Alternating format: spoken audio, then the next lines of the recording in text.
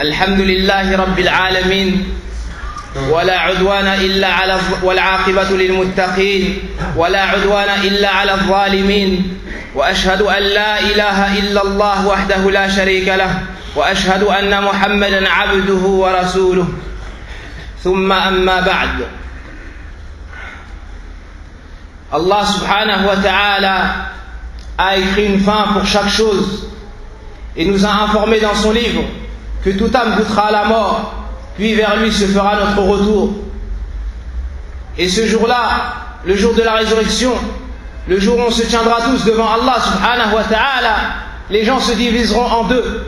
Un groupe entrera au paradis, mais on demande à Allah qu'il nous joigne parmi les bienheureux. Et le deuxième groupe rentrera en enfer et on demande à Allah qu'il nous en préserve. Allah dit dans son livre, toute âme goûtera à la mort, puis c'est vers nous que se fera votre retour. Il nous dit dans un autre verset, tout ce qui est dessus est voué à la disparition, c'est-à-dire sur la terre. Tout ce qui est dessus fanera et voué à la perte, à la disparition, à la mort. Et il ne restera que le visage d'Allah. Il ne restera que le visage de ton Seigneur. La mort, chers frères, ne fait pas de différence entre les hommes et entre les femmes. Ne fait pas de différence entre les personnes âgées ni les enfants. Elle n'épargne personne. Lorsqu'Allah subhanahu wa ta'ala a décrété que telle personne devait mourir, l'ange de la mort vient lui récupérer son âme.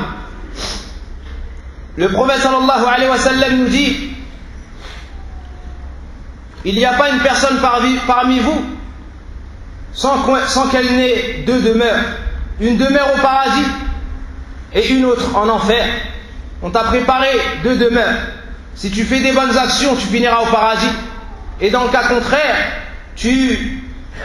on craint pour toi l'enfer. Le feu de l'enfer, chers frères, c'est la chose qui a fait pleurer les prophètes. C'est la chose qui a fait pleurer les personnes les plus pieuses. C'est la chose qui a empêché de dormir les personnes qui ont eu peur d'Allah subhanahu wa ta'ala, puis de son châtiment. Lorsque le prophète sallallahu alayhi wa sallam parlait de la mort et de l'enfer aux compagnons, ils avaient tous la tête baissée et leurs larmes coulaient. Mais au jour d'aujourd'hui, lorsqu'on cite la mort ou l'enfer, peu sont ceux qui pleurent. Pourquoi, chers frères? Car les cœurs sont durs. Car les cœurs sont durs. Et la noirceur s'est installée dans nos cœurs de par les nombreux péchés commis et de par la grande désobéissance qu'on a envers Allah subhanahu wa ta'ala. Nous sommes distraits du jour vers lequel on reviendra vers Allah et où on sera jugé.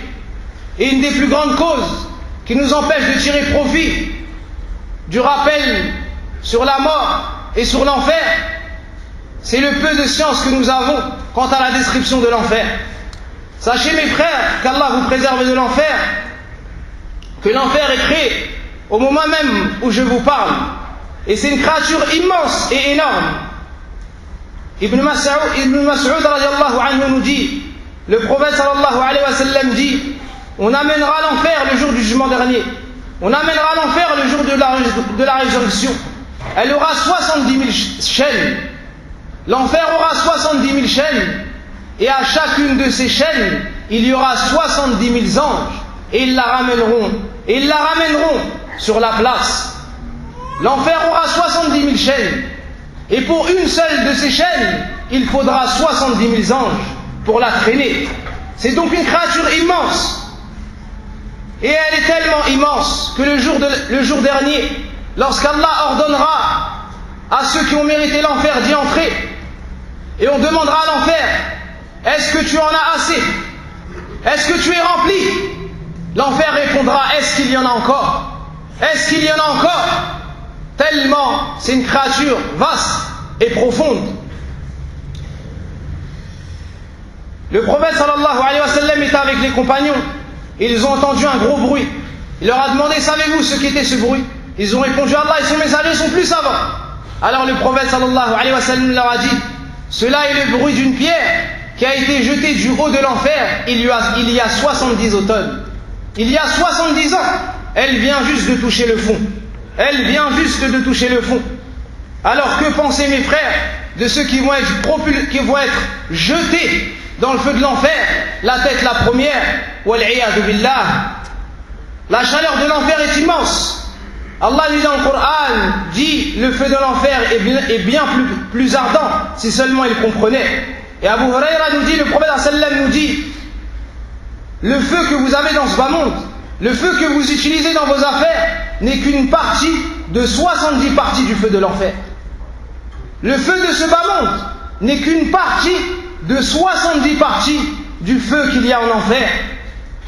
Et le prophète sallallahu alayhi wa sallam nous dit, il a dit aux compagnons, qui sont les meilleurs des créatures après les prophètes, s'il y avait dans cette mosquée une personne parmi les habitants de l'enfer, et qu'il y avait dans cette mosquée 100 000 hommes, 100 000 hommes ou plus encore, et que cette personne parmi eux, cette personne parmi les habitants du paradis aurait respiré ou aurait expiré, elle aurait brûlé toute la mosquée. Elle aurait brûlé toute la mosquée, son souffle aurait brûlé toute la mosquée et tout ce qui s'y trouve.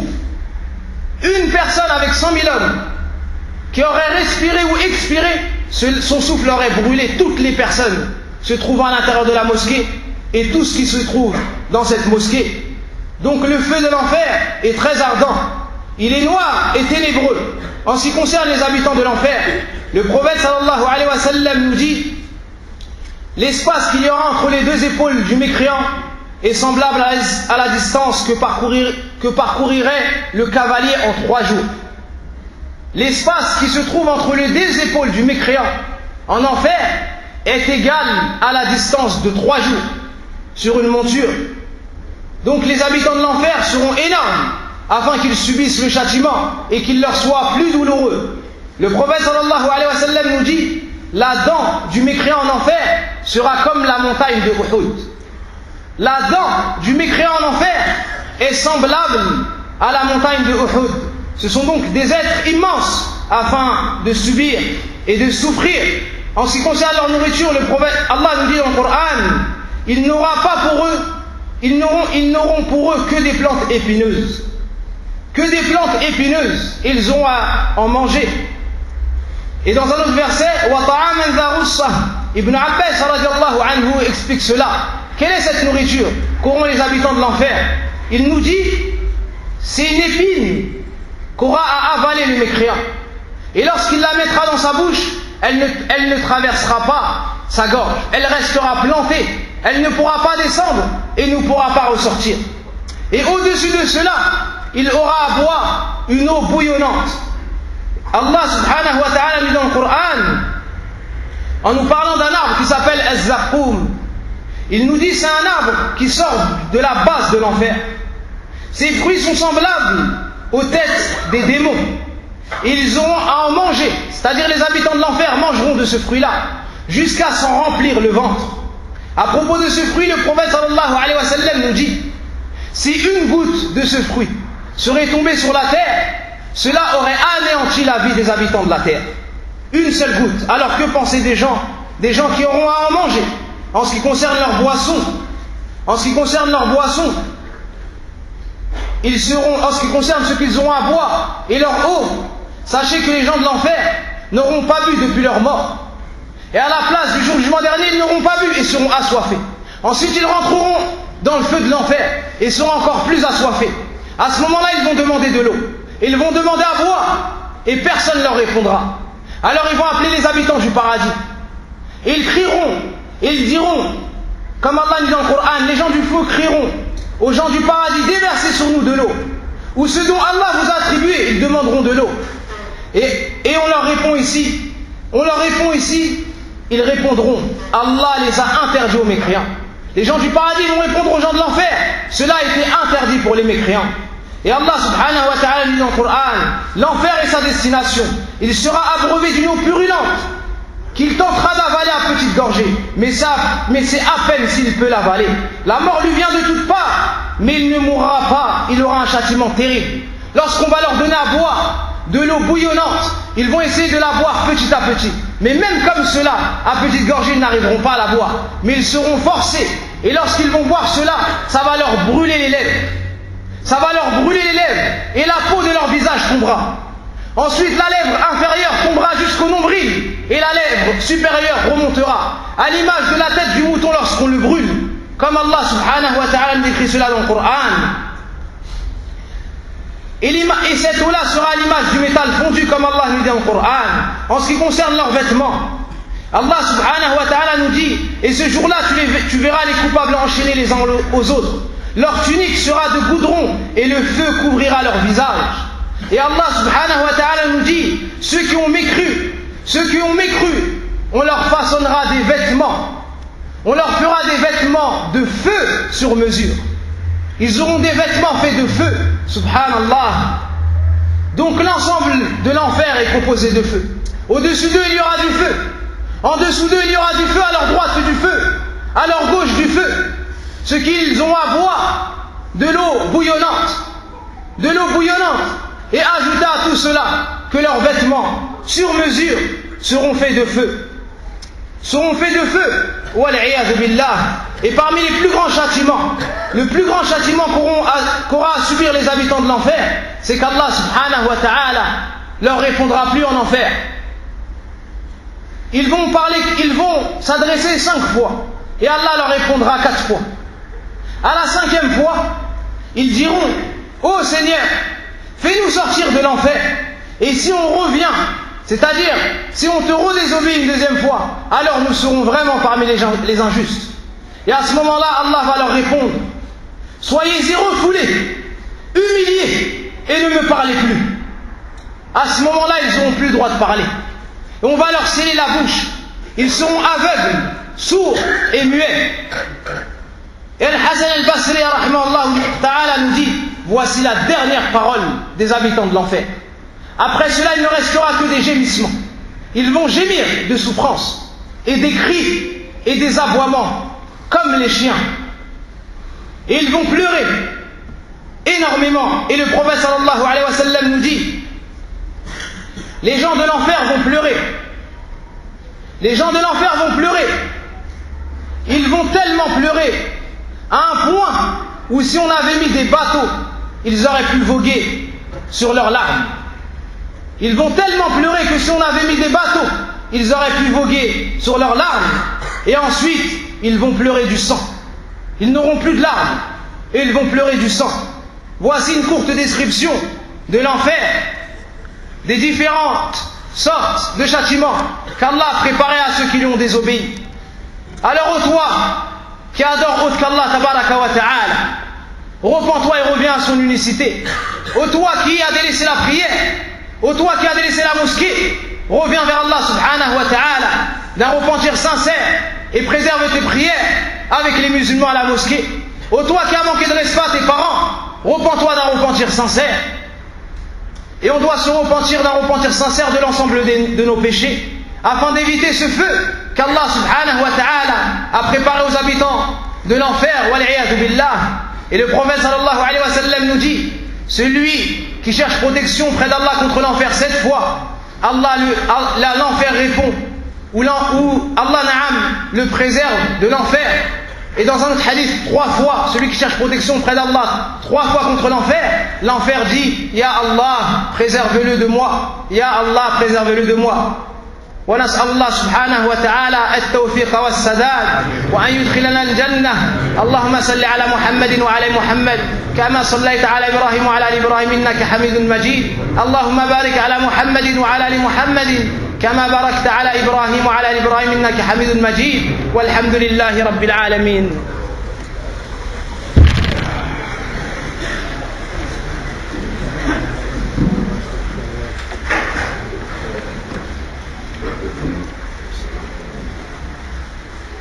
الله أكبر الله أكبر أشهد لا إله إلا الله أشهد أن محمدا رسول الله. حي على الصلاة حي على الفلاح قد قامت الصلاة قد قامت الصلاة. الله أكبر الله أكبر لا إله إلا الله.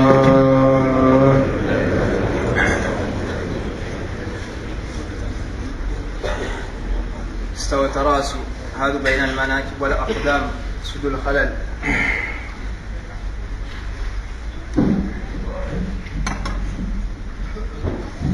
في الصف الأول فالأول تراسوا.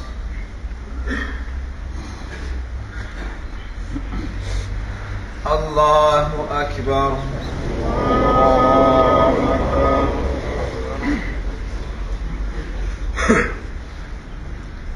الحمد لله رب العالمين الرحمن الرحيم مالك يوم الدين إياك نعبد وإياك نستعين اهدنا الصراط المستقيم صراط الذين أنعمت عليهم غير المغضوب عليهم ولا الضالين.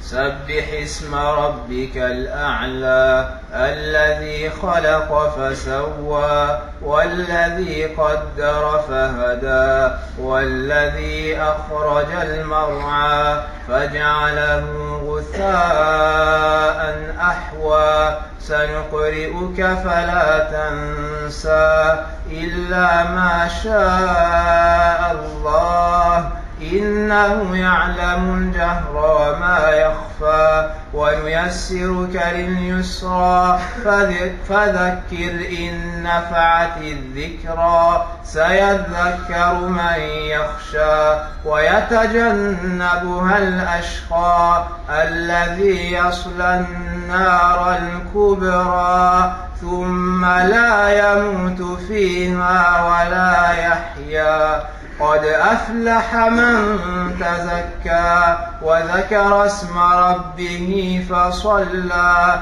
بل تؤثرون الحياة الدنيا والآخرة خير وأبقى إن هذا لفي الصحف الأولى صحف إبراهيم وموسى. الله أكبر.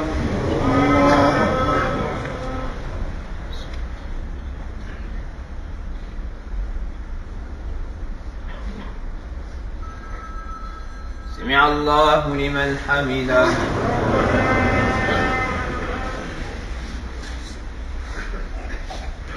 الله أكبر.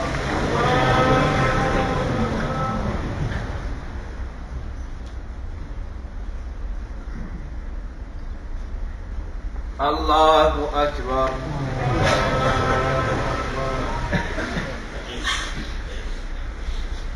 الله أكبر.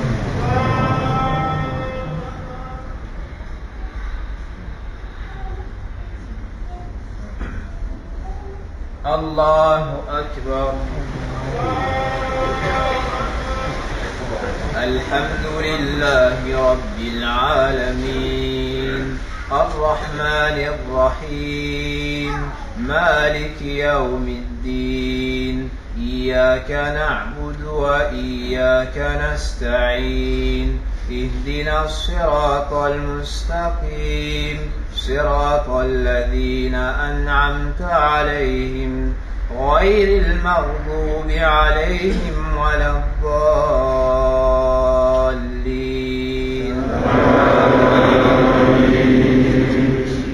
هل أتاك حديث الغاشية وجوه يومئذ خاشعة عاملة ناصبة تصلى نارا حامية تسقى من عين آنية ليس لهم طعام إلا من ضريع لا يسمن ولا يغني من جوع وجوه يومئذ ناعمة لسعيها راضية في جنة عالية لا تسمع فيها لاغية فيها عين جارية فيها سرر مرفوعة وأكواب موضوعة ونمارق مصفوفة وزرابي مبثوثة أفلا ينظرون إلى الإبل كيف خلقت وإلى السماء كيف رفعت وإلى الجبال كيف نصبت وإلى الأرض كيف سطحت فذكر إنما أنت مذكر لست عليهم بمسيطر إلا من تولى وكفر سيعذبه الله العذاب الأكبر إن إلينا إيابهم ثم إن علينا حسابهم. الله أكبر.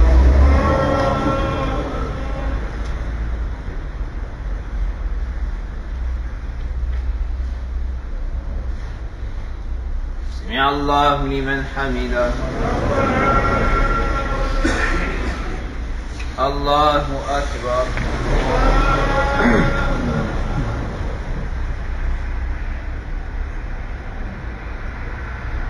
الله أكبر.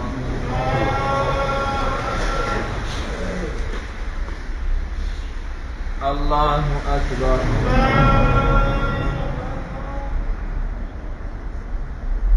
الله أكبر.